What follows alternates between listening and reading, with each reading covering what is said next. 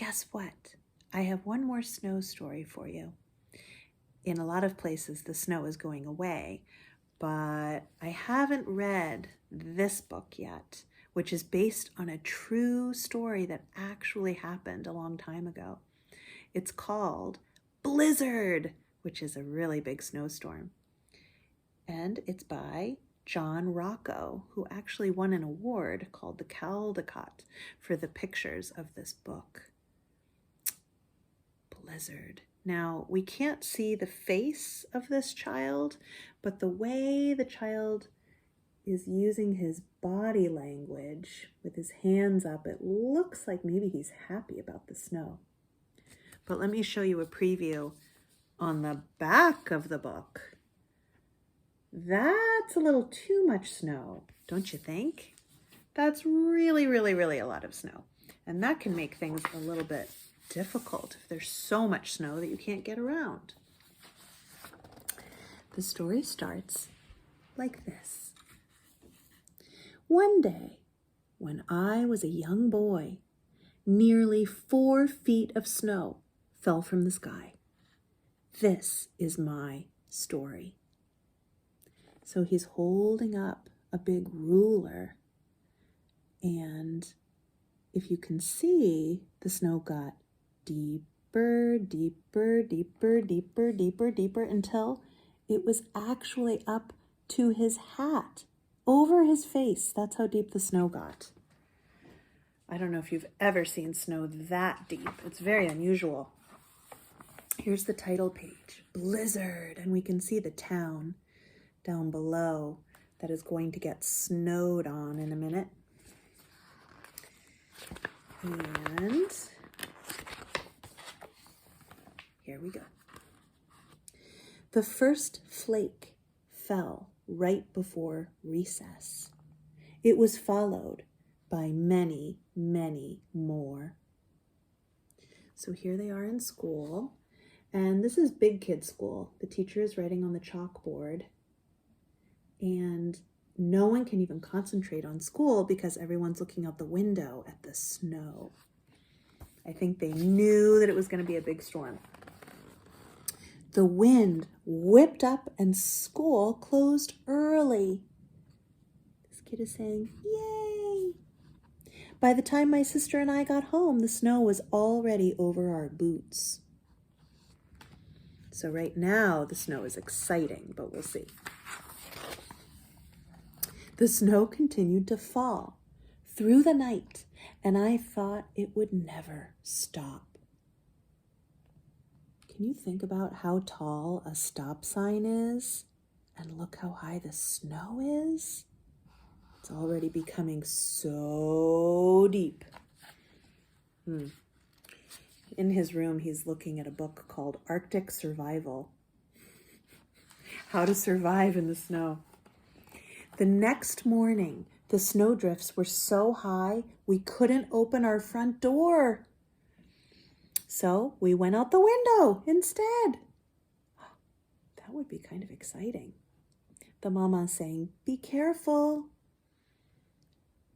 I think I might like to climb out a window. That might be kind of fun. The door couldn't open because the snow was in the way. It was too deep for the door to push. We laughed as we sank deep into the frozen powder. The dog is saying, woof. But walking was hard. It was like trying to move through white quicksand. Every few steps, I had to stop and rest. Oof. Oh. It was even too deep for our sled. We need sled dogs. Have you ever tried to walk through deep snow? It's really a lot of work. When we went back inside, we were cold, wet, and tired. Mama is saying, welcome back, explorers. We made camp by the wood stove, and our feet tingled as we sipped hot cocoa made with milk. So right now they've just played in the snow and now they're inside getting warm. And that could be the end of the story, but it isn't. On the third day, already a few days have gone by, Dad shoveled the driveway so he could get the car out when the snowplows came. The snowplows are going to clear the street. We dug tunnels and secret rooms under the snow.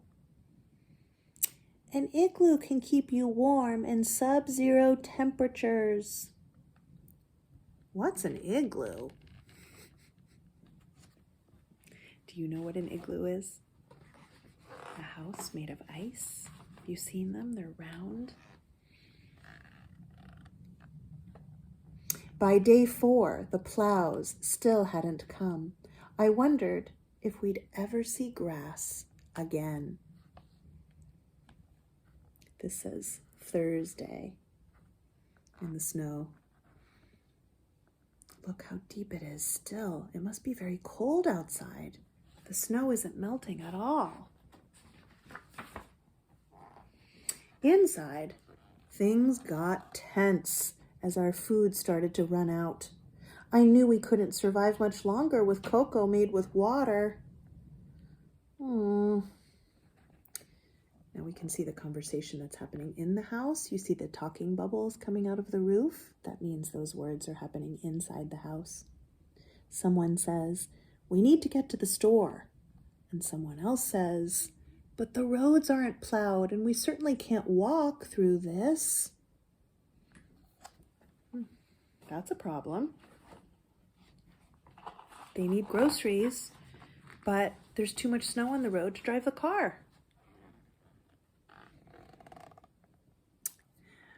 All the days are inside the pictures. Here we see Friday is written in raisins. On day 5, I realized it was up to me to take action. I was the only one who had memorized the survival guide. Remember he was reading that book about Arctic explorers? I was the only one who knew what equipment was required. He's tying tennis rackets onto his shoes to make snowshoes.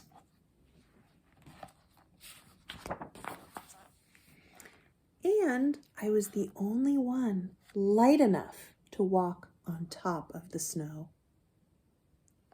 If someone were very heavy, maybe they would just fall right in and sink down. Now it's Saturday. It's at the top of the grocery list. On day 6, I made a list. It said milk, bread, eggs, candy bar.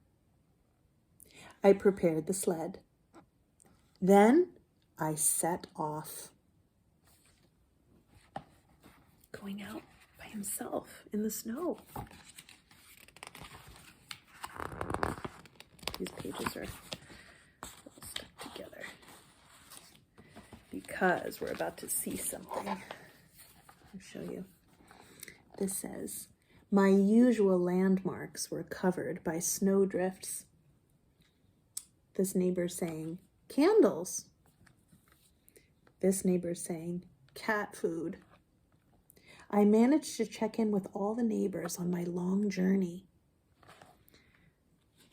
Look at this, the page opens up so we can see, my voice.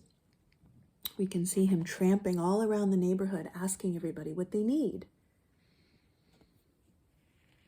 Helped to build a snowman here, checked in with the neighbors at the top, climbed a lookout at the bottom, went the wrong way over here, and then this page opens too. Oh, it's so big, I can't even fit it into the camera here, but on this side we can see he made a snow angel, he had a snowball fight, and then finally, I made it here. So this is like a map of how far he had to go from his house to the store. Here the neighbors are saying, coffee, peanut butter, okay. It would feel really good to be able to help so many people in an emergency, wouldn't it? Gotta tuck that page back in. At last, I reached the store. I was tired, hungry, and chilled to the bone, but I couldn't think about myself. I was on a mission. The people working at the grocery store are saying, "Are you going to carry all this by yourself?" "Yes, sir, I've got my sled." "Yes, he's on his way back now." The woman is on the phone. Maybe his parents called the store to make sure he made it there, right? I think probably your grown-ups might be a little worried if you went off by yourself in the snow, even if they knew about it. But he's being so brave. On the return trip, I raced to drop off the groceries before the sun went down.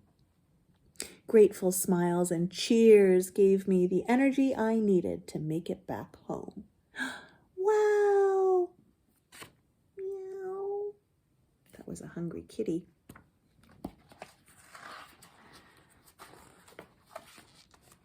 Oh, it's getting dark. There he goes. Woof! He's back. His whole family gives him hugs. That night, we all had hot cocoa, and this time it was made with milk, and it had never tasted better. He says, "It was a perilous journey." He's telling the story. Perilous means dangerous. But there was something else we still needed.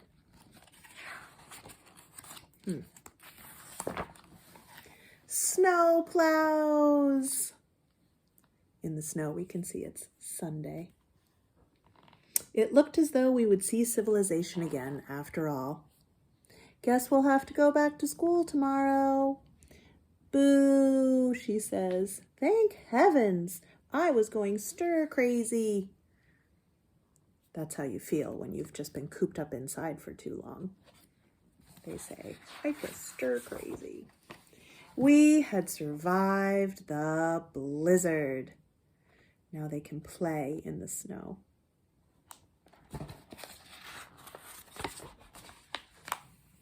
And that is the end. And on the back cover, they're showing you a picture. This really did happen to the author, and that's a picture of him and his dog. This really, really happened. And he even drew the dog exactly like the dog that he had when he was a kid. Isn't that exciting? It's a true story, and it's an interesting story of being brave. So, being brave doesn't mean that you're not scared. It means that you're a little nervous, but you try it anyway. If it had gotten too hard, he could have turned around and gone back home, but he kept going and he helped all the neighbors. Feels really good to help people. Thanks for coming to Story today. I'll see you again on another day. Bye.